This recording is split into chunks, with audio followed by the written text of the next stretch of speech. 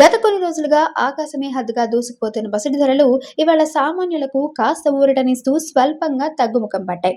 శుభకార్యాలు సమీపిస్తున్న తరుణంలో ఈ రేట్లు తగ్గడం కొనుగోలుదారులకు నిజంగా గుడ్ న్యూస్. అయితే ఇక్కడ ప్రతి ఒక్కరూ షాక్ అయ్యే ఒక మోస్ట్ ఇంట్రెస్టింగ్ పాయింట్ ఏంటంటే, బంగారం ధరల కంటే వెండి ధరల్లో నగరాల వారీగా ఉన్న భారీ వ్యత్యాసమే.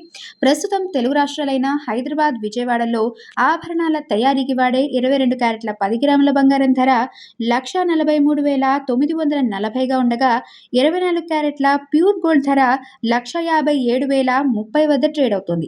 ముంబై, కోల్కతా, బెంగళూరు నగరాల్లోనూ ఇదే ట్రెండ్ నడుస్తుంది. కానీ వెండి విషయానికి వస్తే మైండ్ బ్లోయింగ్ ట్విస్ట్ ఉంది.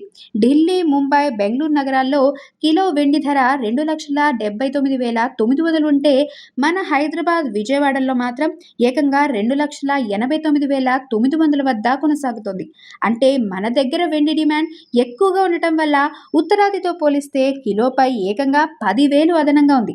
గ్లోబల్ మార్కెట్ ఒడిదుడుకుల వల్లే ఈ మార్పులు జరుగుతున్నాయని నిపుణులు చెప్తున్నారు.